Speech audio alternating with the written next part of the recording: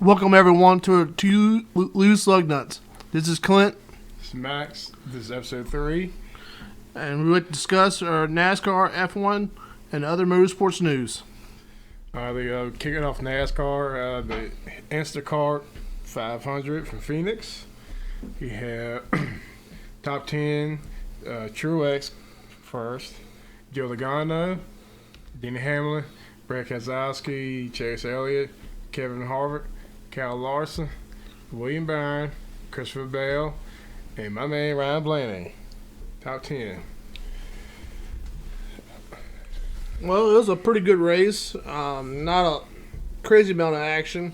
I think the pit stops favored the Joe Gibbs teams, and Truex pushed the envelope when I want to get out in front of Joe Logano, and that was pretty much the end of it after that. Yeah, what the crazy part is, it was 22 different lead changes Sunday.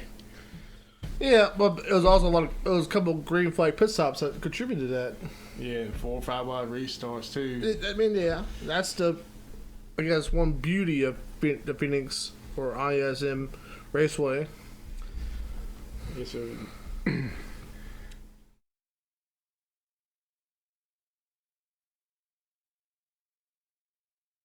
Yeah. All right, well, stage 1 recap. Ryan Blaney held off Joey Logano for stage 1 win. Seemed like Joey had a more long-run car, but, as the tires even now, Joey's car was better, but, if he had about 2 more laps, he probably would have caught Blaney. Of course, Keselowski was 3rd, Hamlin 4th, Chase Elliott was top 5. Brett Keselowski, who started pole, only that first lap, and then Hamlin passed him after that. It was 10 laps to go, the competition caution. NASCAR threw the competition caution, checked the tire wear, because, no practice qualifying or anything.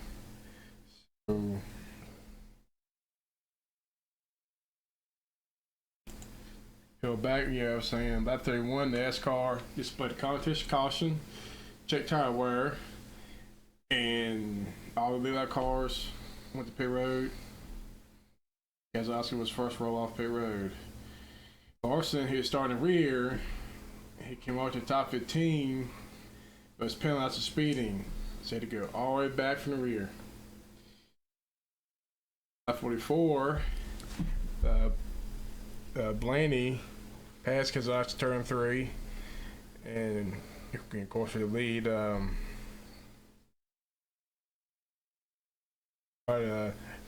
Alex Bowman wrecked in turn 2 and backed into a wall on lap 46, so that through the caution.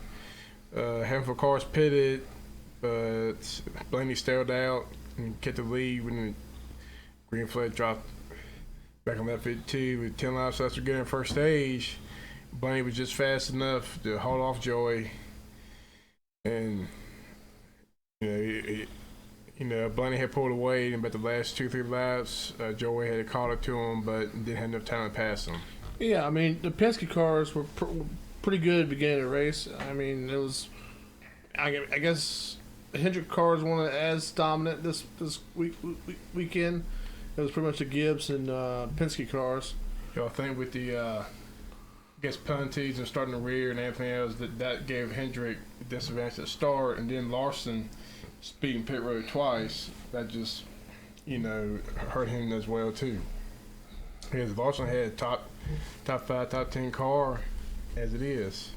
So on stage 2, of course, Team Penske, Joey Logano dominated basically the whole stage and head off Truex for the win. Everybody went to pit road in the stage 2. Suarez is penalized for speeding.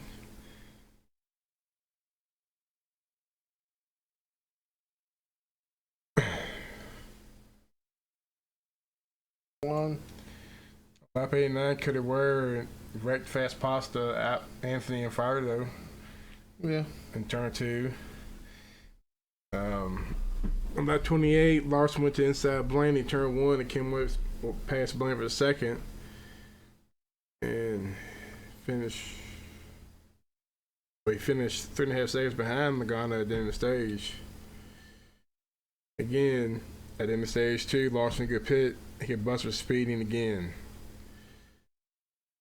And Kyle Busch was penalized for uncontrolled tire. And both had to serve passive infinities. I bet you're happy to see that, weren't you? No, that started the bad for Kyle Busch Sunday. Once that happened, he never recovered.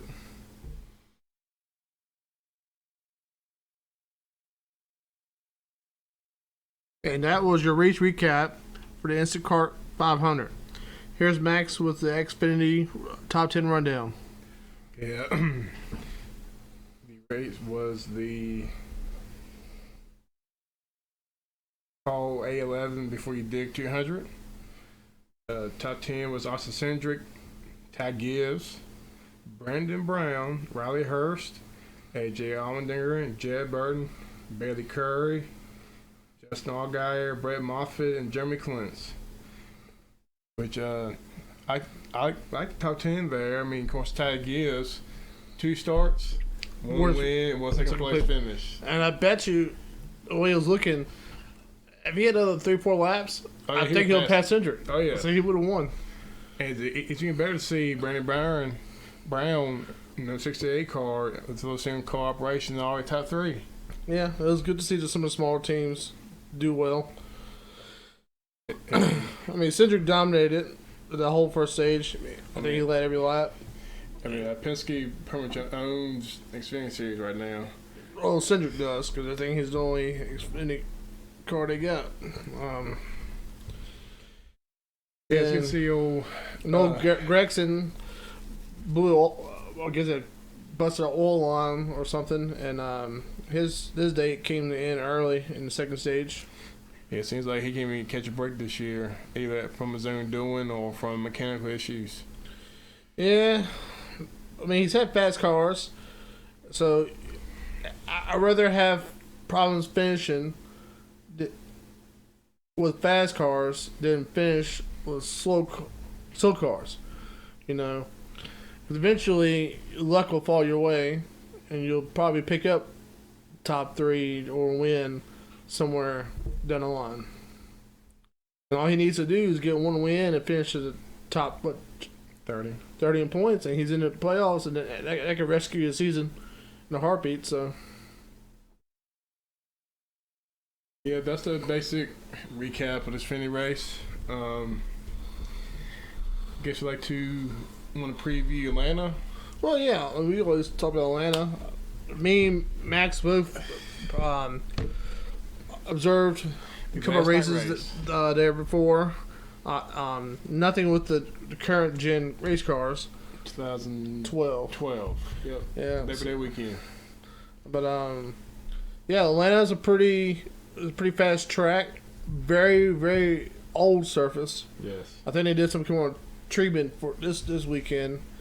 Yeah, but power it's gonna be key this weekend. Yeah, I think if you can ride the high line and not destroy your right rear tire, yeah, I think you'd be the guy that's set the catbird seat all. I'm just curious to see where at on the track they're gonna put the PG1 at. Well, it hasn't been discussed. They're going to use it there yet. It's just treatments to try to get them to fill in the cracks. Because they said they will have to repave it here pretty soon.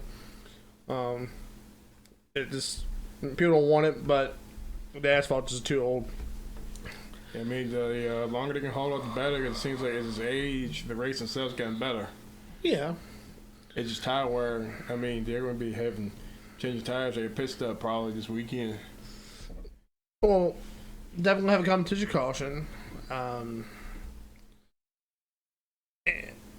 mean, I think it would suit the drivers who like to run the high side. Austin, Riddick. Yeah, but not slotting high side. Like stuff you can get. You do a Homestead, you can't do Atlanta. Yeah, You'll destroy that right rear tire. And plus, with different bacon and how the corner is set, Homestead, you can just ride it. And Atlanta, it's a little more difficult to get around the high side. If you just stand up there, it's not as smooth as a corner as a Homestead is. I mean, that's why the expert used to be Carl Edwards when he was racing. Yeah. Of course, it was Bonnie before that. But he was a bottom feeder. And also Case Kane, he was good at Atlanta, Charlotte. Yeah, I guess he was. Because when we went, it was the last night race there, Labor Day weekend. Yeah, it was last time. It was Labor Day weekend. Oh, Denny Hamlin won it. Yeah, number 11 Sports Clips. Yep. It was a hot day that day. Yeah. Plenty of fluids though. Oh yeah, and I've been to I went down there for a bush race back in 06. No, 07. 07. Yeah, 07. Yeah, I recall stands out the 42 Juicy Fruit Dodge. I can't remember who was driving back then, but that car sticks out. I think it was Sorensen. I think it was Reed Sorensen. Yeah. So, yeah, I guess their age starting to show a little bit. Well, got a double hitter Saturday, truck race, xfinity race, and of course cup race on Sunday, 3 o'clock on Vox.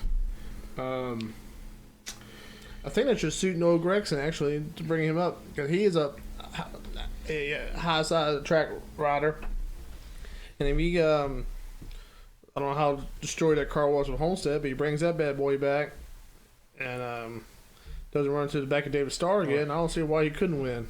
Yeah, I guess as long as he can keep at the wall, just do a spotter or just watch what he's doing, he should be all right. Yeah.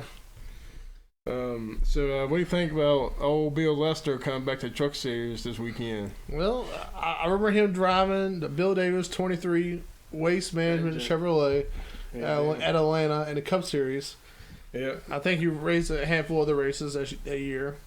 Yeah, he raced for raced Truck Series a little while, off and on. And I think from green and yellow, that was his car. Yeah. It's cool seeing these, I guess, somewhat retired drivers trying to come back and do it again.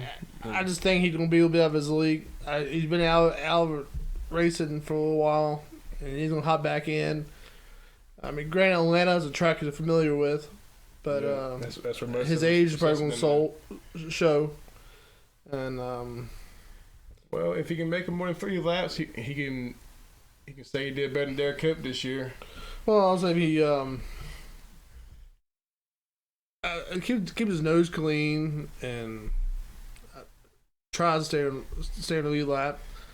I don't see why you couldn't come away with a top 30 finish possibly. I mean, he drove a 17 truck for David Gillett Racing, so I mean they have good equipment. Yeah. So as long as he runs his race, runs all right. I mean, hell, he could do top 10, top 15. But I think it was just how basically Truck Series is. I don't know if he'll be up to handle that like all these young guns and older veterans are now, because it's crazy week in, week out. Well, yeah. It's a different Truck Series now than what it was when he was racing 10, 15 years ago. And I guess you got to watch out for bad roads. You might keep his hot streak going. Oh, yeah. We had, well, that's enough for Atlanta preview. We had Bubba Wallace testing this week at Richmond, the next-gen car. And to all of his haters, he said he kept it off the wall, kept it clean, and put it back in the trailer unscratched.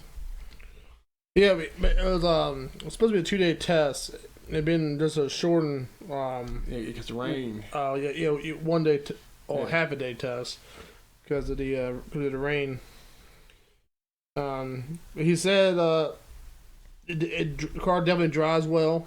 It was more of a tire test than it was Car itself. to get a car because the NASCAR said the car is theoretically finished. Now they're doing just comfort features and trying to do heat management in the cockpit. But that's what drivers complaining about the most right now. Yeah, I don't have this written down, Clint, but I've been hearing and seeing.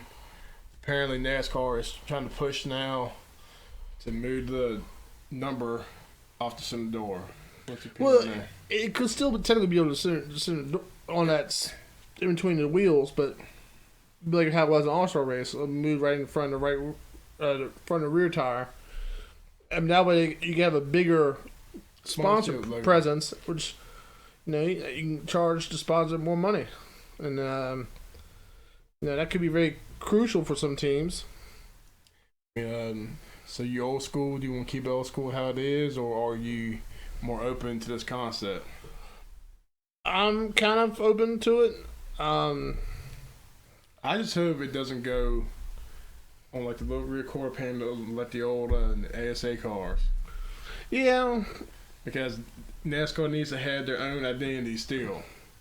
They do. But anything that can help generate more revenue, which can help teams compete, I mean, I'm all for it. Yeah, and I guess get a little bit of a preview, or I guess just mention, we hit right now is at least 10 drivers signed up for the Bristol truck race at Bristol. Yeah, well, a couple of them also doing Modified. The modifieds This weekend. I know Brad Keselowski is. Chase Elliott. And Kyle Larson. And Cal Busch? Yeah. You think Cal Busch is? Yeah, Kyle Busch is too. He's... I think it's in the 51 Rowdy car. Next weekend got Truex in 51 for Kyle Busch. You got Ryan Newman in 39 for Means. Well, Jimmy Means' son owns this truck. Well, I guess they're just trying to get Bubba Wallace, Kevin Harvick, job 17. Well, yeah, like I said, I don't think everybody's trying to get as much practice as you can for the Cup race. Well, yeah. I mean, granted, this is one of the few races that will actually have Cup practice and Cup qualifying. But I guess it's a big dirt track, actually. Because it's actually got relatively long straightaways for a dirt track. And I guess I didn't want to see what kind of dirt it is, how it's like bonding or the grip level is. And then, they can get a theory with the Goodyear Wranglers and the weight of those the trucks, and probably the horsepower will be more close with the modifieds. So that's a combination they we're trying to go for. Yeah, because I watched a little bit of the modified practice. Was it yesterday? It didn't take long for the rubber to start laying the dirt, and you pack real good. It went most dirt tracks, the cars, blades, and corners sliding sideways. Mm-hmm. Well, it seemed like towards the end of practice, it was basically like a paved dirt track. They were just racing side by side, basically. Well, yeah, that's going to be you have that many cars sliding the dirt down over and over again. That's going to happen. And I wonder if they're going to do what Tony Stewart did at Eldora. In between the stages, he'll take a tractor out with a disc on it and just grind up the dirt again. And they usually take a spray truck of water and keep it wet. Yeah. But I don't know what NASCAR's plans are about that. So don't expect to see that. Because you seen racing at door, you see how they dive in the corner, they're sliding, pushing each other. I want to see that. If they're going to do dirt race, I want to race like a dirt race, not like I was saying, a paved dirt track. It just takes the fun out. They're probably all up on the high side. Then you'll have the overtaking me slide jobs. Yeah. Guys throwing it down to the bottom and trying to cut up in front of somebody. And that's where your actions are going to be, and your wrecks. I'm sure it's going to be some pissed off drivers. Oh, yeah. But, I mean, I do think it favors a handful of drivers, probably. I wouldn't be surprised. Kyle Larson is probably going to be the favorite going into this. I don't think Kyle Busch is an asphalt guy. Bubba Wallace would be he'd be a contender. Christopher Bell will be a contender. Probably Joe Logano. He was an asphalt guy growing up too. Okay. You gotta get the guys who grew up dirt racing. So, it's probably a handful more. I can't think off the top of my head, but those would be the guys I would look out for. But that's still a couple weeks on. Yeah. Yeah, that's about it for NASCAR. I guess we want to throw this out there. We are looking to possibly go into the Xfinity race in Martinsville in a couple weeks. And if we're able to do that, well, we try to do the Cup race, but, with COVID procedures, they're not. That's up in the air right now. Yeah, but I think we're going to do Xfinity, and we might try to do something with the show there, or maybe do a little pre-recording there, for the race or after the race, just to, try something out, something new. So, be looking forward to that. And we also might have a guest, a sports guy guest in a couple weeks. We're gonna wait and get our setup perfected first, and before we attempt this thing. But yes, but if it goes through, it's gonna be something huge. Yeah, and we also planning on creating a full social media and a website for the Two Loose Lug Nuts, with links to topics and stuff we talk about, our Twitter, Snapchat, Facebook, Instagram. All that's coming in the future. Whenever we're working getting those things organized and set up. There'll be a launch. There'll be a post on either Max or us. It's Max Gillum or Clinton Gillum on Facebook. Facebook that will an announcement on this thing goes online. Yeah, like I said, this is only episode 3. I think we've gotten better so far each week. So this is work in progress. So y'all work with us, it will get better. So I think that covers most of the NASCAR side right now. And I think I'm turning it over to you. Let you do your spiel with the F1. Well, F1 just wrapped up its 3-day test in Bahrain this past weekend, and Max Verstappen, the Red Bull, was the fastest, and actually looked pretty darn good every single day.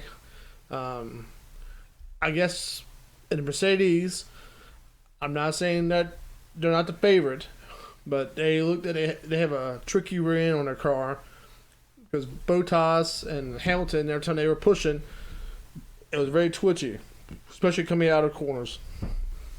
I actually kind of hope that's the case. I would like to see more competition from Mercedes. I would say AlphaTauri looked surprisingly very, very good as well. Especially the rookie Yuki. He was second fastest all Bahrain testing. Huh? I said that's my friend Yuki. Well, I can't even pronounce his last name, so Yuki's gonna be his name. That's right. So, they look pretty good. Now I know Yuki was abusing the DRS. Can you explain what that is? DRS is direct reduction system. Okay, F1 cars, they have a rear wing which has two flaps.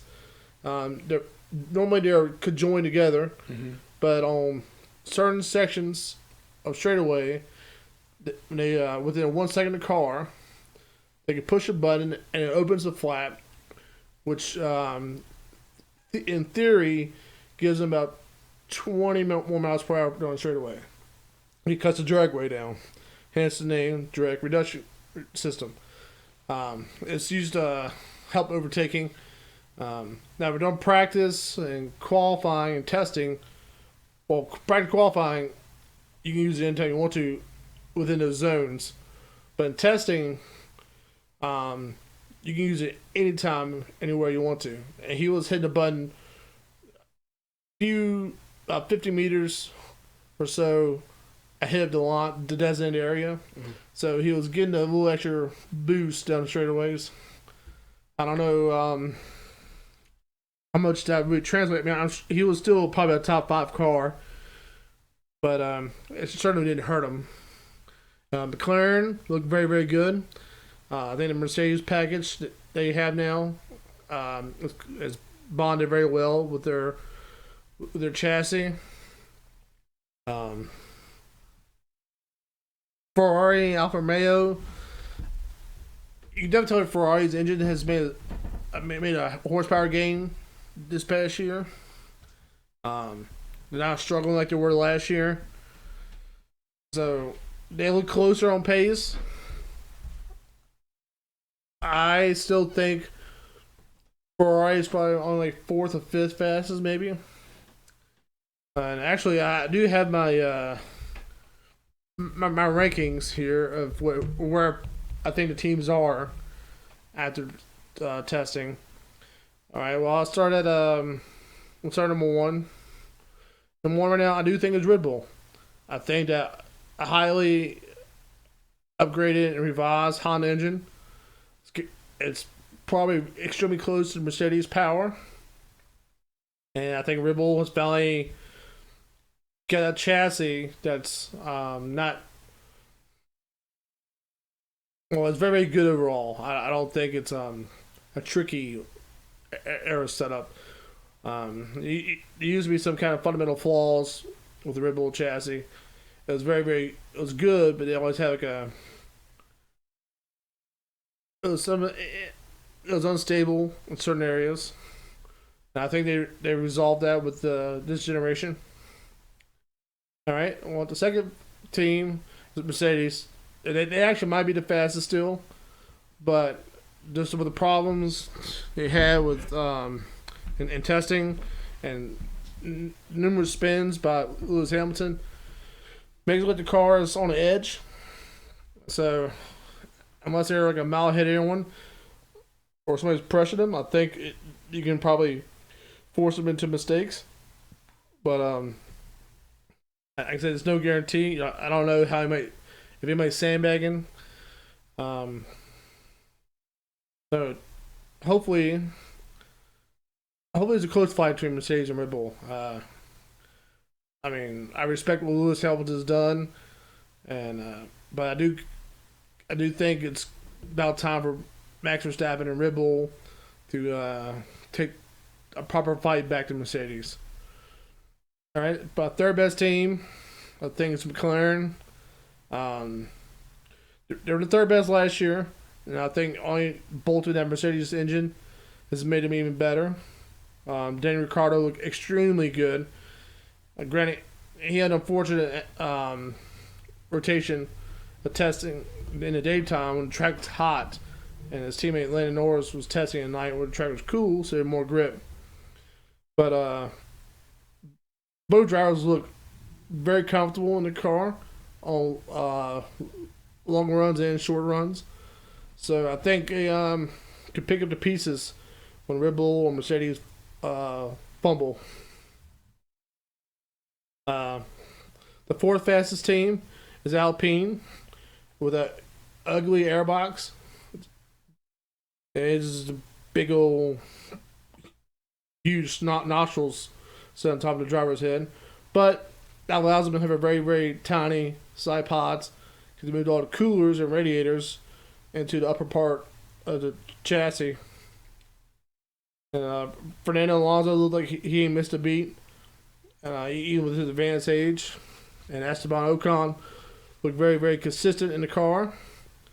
And but I think they're set for better things this year. All right, the fifth best team probably is Ferrari. Now the car looked very quick in the corners. You can definitely tell it's still a draggy car, but they now had the horsepower that can overcome most of that deficiency. So I think on the shorter tracks or tracks with very few straightaways, I think they'll favor Ferrari. And honestly, I mean, I'm a Formula 1 fan. I think the nose on the Ferrari is the best looking nose structure of all the teams. I think it's a well integrated way. The way they integrated everything without having to spend a token, I think it's a very clever and very appealing design, and hopefully it'll help bring Ferrari closer to the fight. All right, and the sixth fastest team, I think, is AlphaTauri. Yuki and Pierre look very, very good. Actually, Yuki looked like he's already on pace with Pierre, and I've been a Pierre Gasly fan for a while, so I think Pierre's going to look out. Of course, Yuki literally used the DRS for faster times. But like I said, I think they're benefiting from that upgraded Honda engine.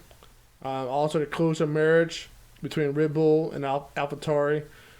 I think that expertise is starting to show. And I think the seventh fastest car is Aston Martin. Now, that's probably because they were probably the most unreliable car. They had a lot of gearbox problems. And then they had a turbo boost pressure problem on the last day. The car is still fast. I think the third through seventh will be third through seventh team will be very, very close. I think who can maximize the setup and the strategy on any given weekend will be the team that comes out on top on that deal. But I think Vettel and Stroll both said the car drives beautifully.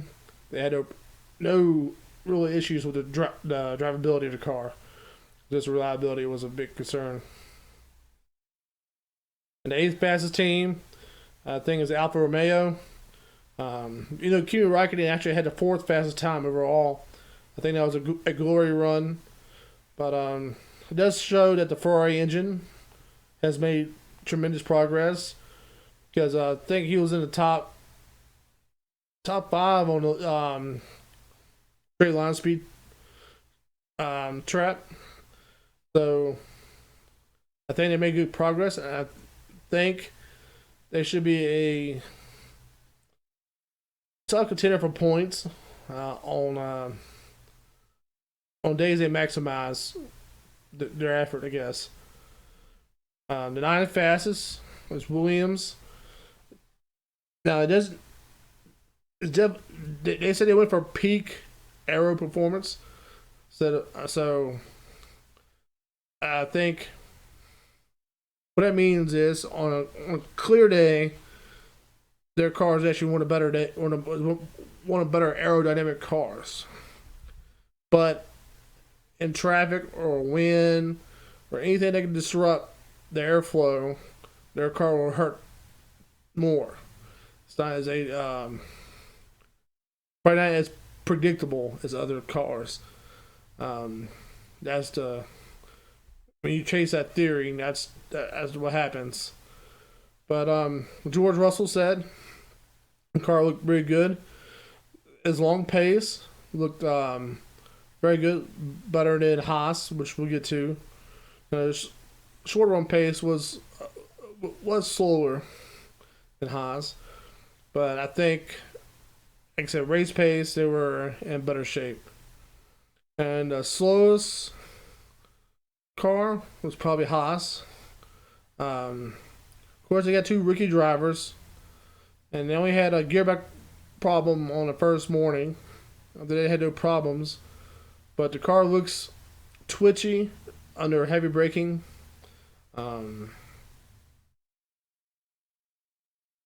Yeah, but it still doesn't look that fast. I mean, it's the least developed car, and Haas has already maintained there'll be no development on this car throughout the whole year.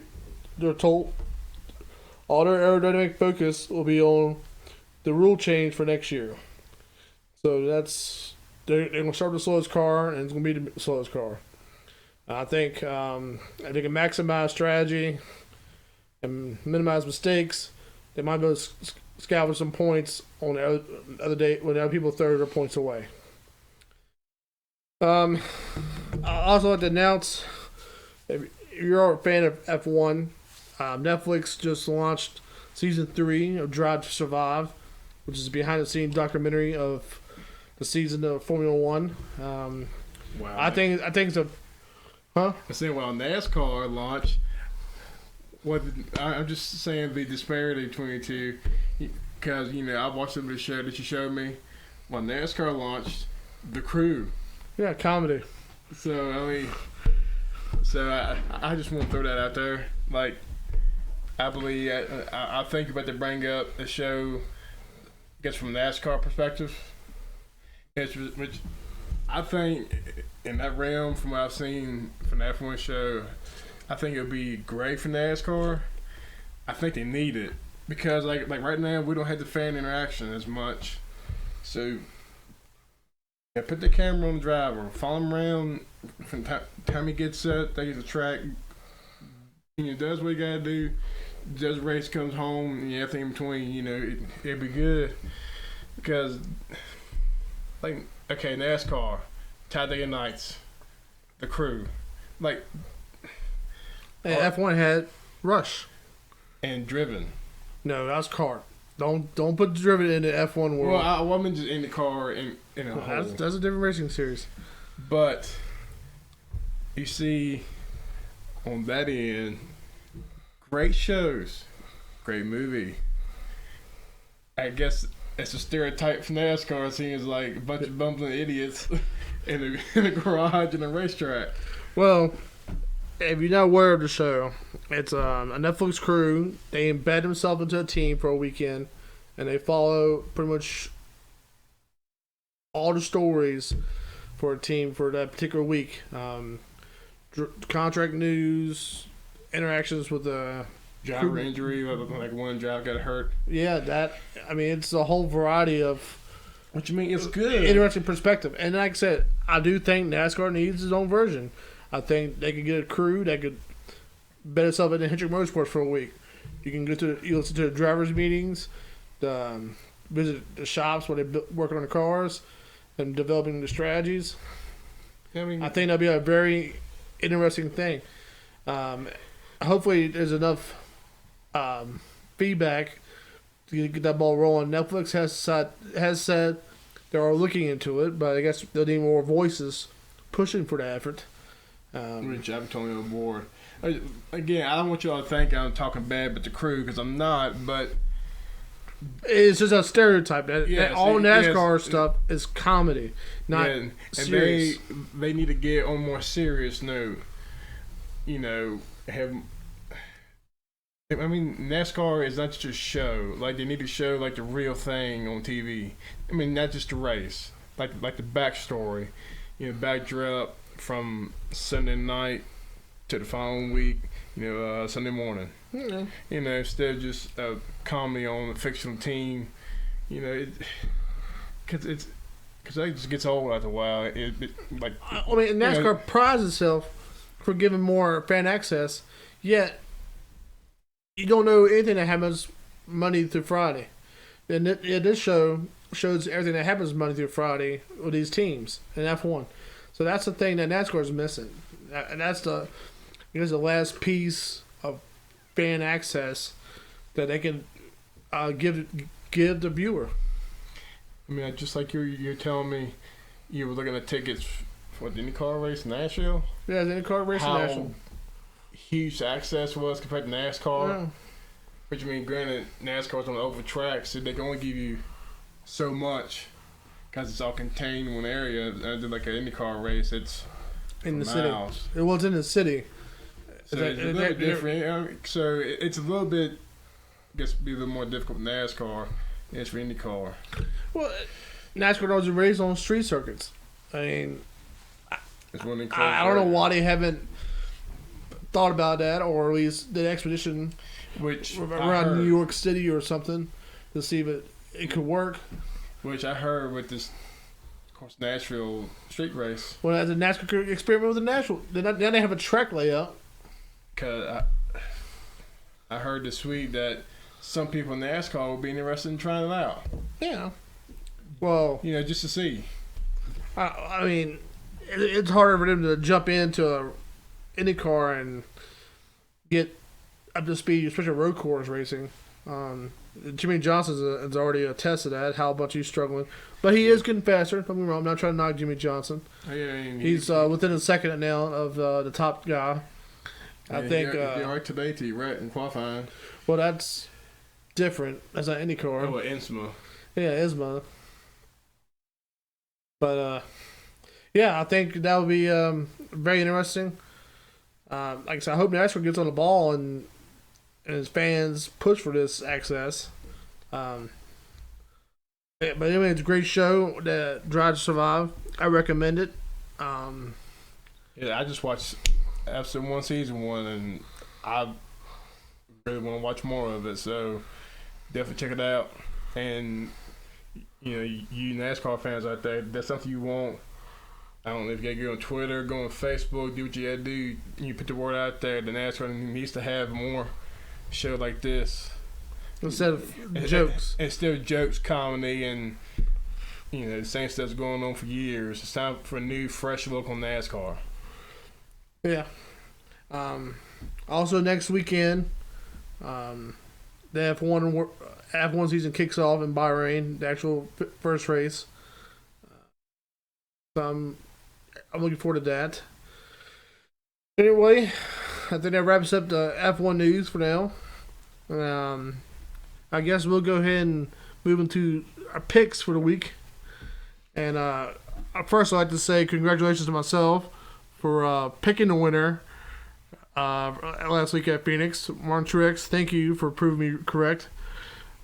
So does me picking Team Penske help anything? Because I got what was it? Truex still won. I mean, I got all 3 cars in the top 10. I said Team Penske, then Blaney. So I mean, Well, pick one. Anyway, so hey, top 10. This upcoming weekend is Atlanta. All right. Since I won, I'll let you pick first again. So, who's your pick to win? I guess sing song, different dance. Ryan Blaney. Put Ryan Blaney again? Well, okay, I'll explain this pick. Okay, the Phoenix last year, spring race, Blaney ran top 5 all race long. Blaney's always good at Phoenix. He's been good at this amount of halves. He started off rough this year and got top 5, top 10 past 2 races. I think they're building. I would not be surprised seeing him win. I would take up Bristol. I'd say. Let me check the schedule real quick because I don't have it right in front of me. Pick this weekend. Don't worry about the rest of it. I'm just doing a little spiel here. Okay, I'll say you got might come up the Bristol, Martinsville, Richmond. I'll say for these out of the next 4, Blaney has a chance to win the next 3.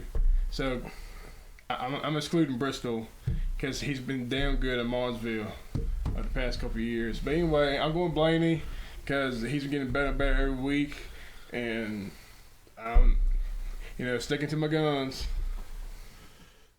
Well, again, Blaney's your pick again. Obviously, he's not going to win. So I think my pick, I think let me go on the Chevy route. The amount of halves, it looks strong so far this year. Logic would say Kyle Larson, but I think it's going to be Alex Bowman. That's who has the 48 car going back to Mitchell Lane. Yeah, I think he's due. I say he ran good. He's been running okay. He's been getting caught up in other people's stuff. So I think it's going to be another Chevy in victory lane. And I just think he's going to be the one that comes out on top. So Alex Bowman for me. Ryan Blaney again. Ryan Blaney for Max. So he has a variety. So I do want to ask you a question.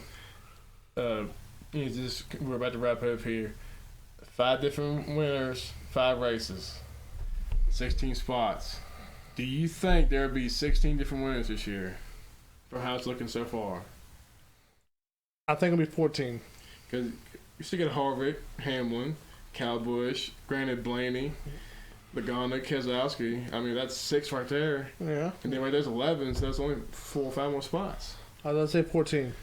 So it's just going to be interesting. I just want to see what your thoughts were at this start of the season so far. Yeah. I mean, if it's... Well, Chase Edge saying one edge. Yeah, Chase. So it's definitely going to be interesting. Hopefully your favorite driver can get a win now and won't have to stress later on in the season.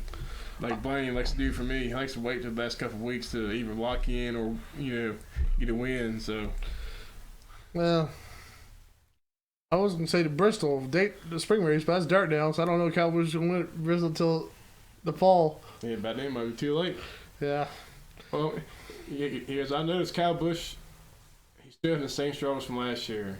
Kyle Busch thrived. Well, on he was running good at Phoenix until that Tire. uncontrolled tire. They put it back in traffic, and then him and Ross Chastain got into it. And but which radioactive was pretty funny. Because he said he was getting ready to dump the 42. When he was 42 when he did it for himself. yeah. So, But I've noticed Kyle Busch has struggled ever since they came back from the COVID break last year. I believe their practice has really affected Kyle Busch's racing because he's a hell of a driver, but he needs a car to be in a certain place. And if it takes him all race to get the car there, he might not be there at the end because the other drivers will get the car figured out prior. well, I think he has a feel, and he hasn't had the feel when he unloaded besides Texas last year. Oh, yeah. So, I think, with the crew chief swap, that might help, which I think that's taking time now because they got to build a notebook together. we just see they already have Chris Bell, Adam Stevens. So Yeah. you see it may not be just a crew chief problem. It might. Like I said, we don't know what's going on. Kyle Busch is still only like 33, 34 years old, so it ain't like he's only dropped off the cliff yet. I just think he's going through a real rough patch. But anyway, I think that's all of us for today. I'd like to thank everyone. We appreciate the support.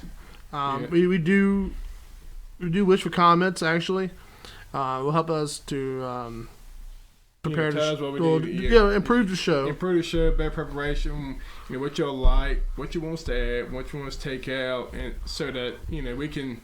I guess the fans and viewers we draw in and see what y'all like, so we can make the show better for you. Yeah. So thank you, and this is the Two Loose Lug Nuts. Goodbye. Goodbye.